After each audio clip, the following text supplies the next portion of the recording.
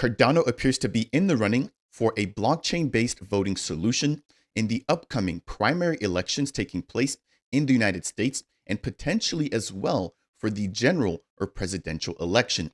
In a recent sit down with Frederick Regard, we got some breaking news that I want to highlight as a part of today's video.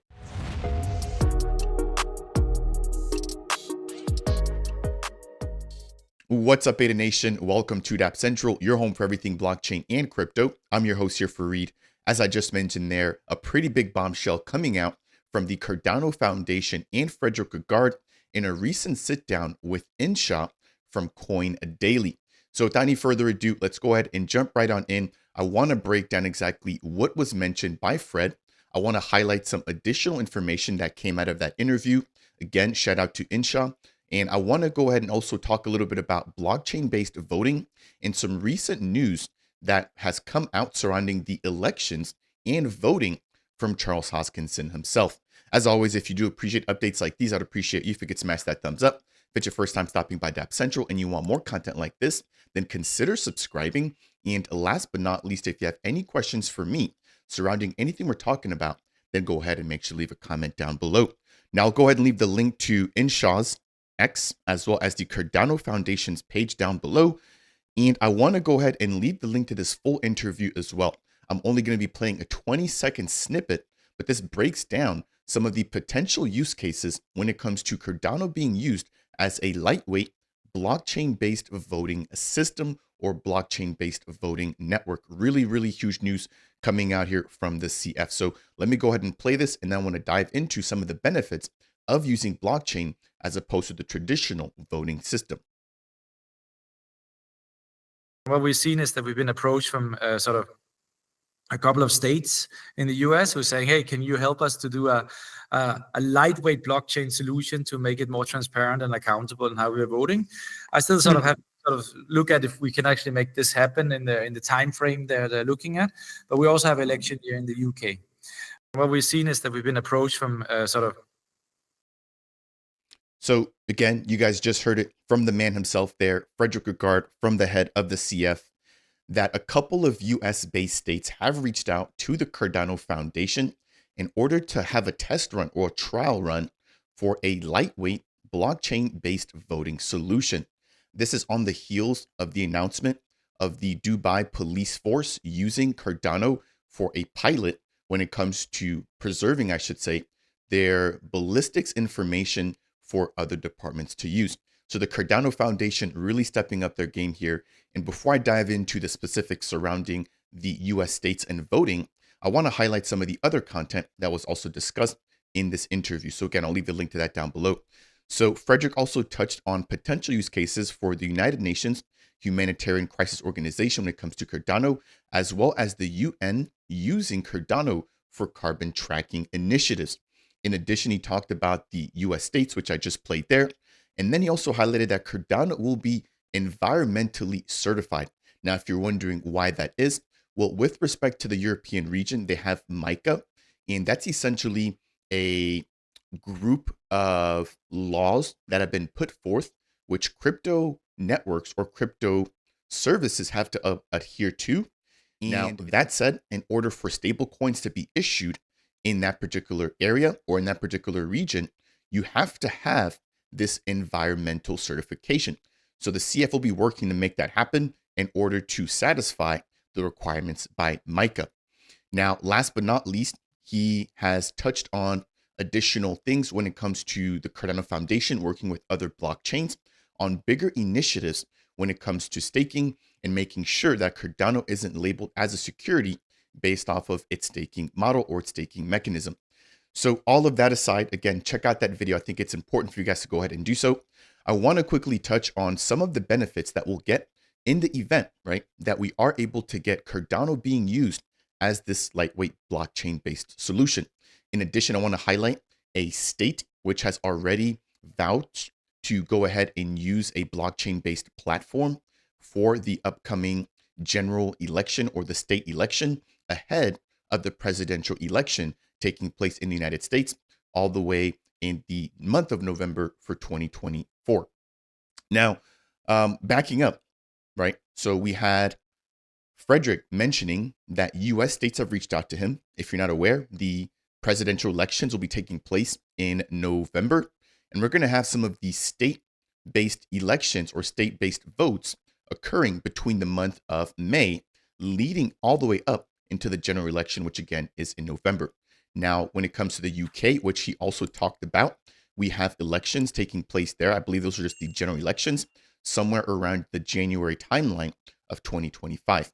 Now, he mentioned the fact that there may be some concerns with the timeline given for the US based requests, which makes me think that this could be being used by states right now for the upcoming election taking place in 2024. So, this could be big news if the CF is able to finalize and get some concrete plans in place to have Cardano be used as a blockchain based voting solution. In addition, we've already had voting taking place on Cardano with something, for example, like Project Catalyst.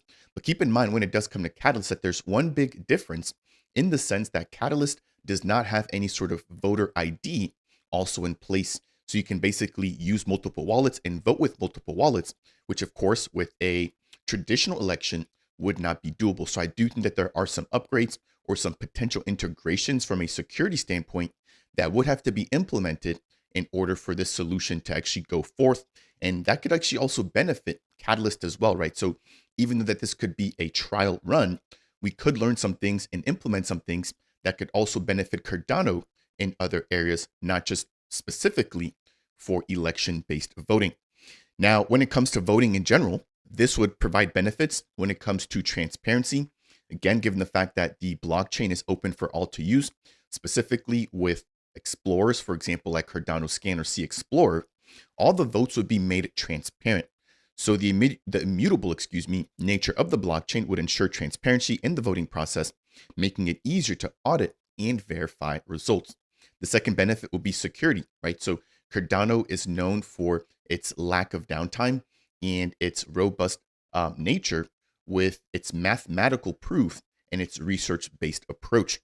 So Cardano's technology would provide robust security measures, reducing the risk of tampering or fraud in the entire election process. So two big benefits already for states or local governments looking to use blockchain when it comes to voting. Third would be accessibility based off of blockchain. As long as anybody has access to an internet connection, they're able to go ahead and actually use the voting platform. So this would essentially, increase the accessibility for voters, allowing for them to participate anywhere with an internet connection. Next, we've got reduced costs. So right now in the US, you have to drive over to a voting location where they've hired a bunch of staff. There's also a voting counting process where people have to sit down and manually vote or count votes, in the event that those votes are extremely close. So imagine being able to reduce those costs because again, everything is formally verified and tracked on the blockchain. There's no reason, to have to hire people to manually sit down, count votes, and even walk people through the process of voting. Again, all that could be done online using an internet connection. So that's a huge piece there. There would not be as much going towards the actual process of gathering people in a physical location now that everybody would theoretically be able to do that in a decentralized way. Next, we have efficiency, right? So this will be able to streamline the election process, reducing the time required for counting and declaring the votes or the results, Again, we've seen this proven true with Project Catalyst, where the voting period is about 2 to 3 weeks, and the votes can be instantly tallied and verified and shared with the community, all done anonymously. Next, we have the immutability of the records, meaning that once the votes are actually cast, there is no way to go back in time and to change or to cook the books, right? We've seen recounts where votes appear to change or shift or just get lost in the process, and this would not happen with a blockchain-based voting solution. Next, we have the probably the biggest piece here, and this is the last point here, is increased levels of trust. There has been so much FUD around elections in general. I'm not going to name names here, but just think of the last American election where people were claiming that Russia was interfering with the elections and people were claiming that votes were being stolen and that people were just being paid.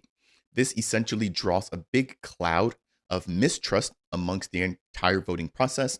And using blockchain-based technology right? Based off of the other points that I mentioned before, transparency, security, accessibility, reduced cost, efficiency, and immutability, that would all work together to raise the trustworthiness of the entire voting process, making sure or allowing for people who vote to feel like their vote was actually heard and that it made a difference and that it was counted as it was actually placed.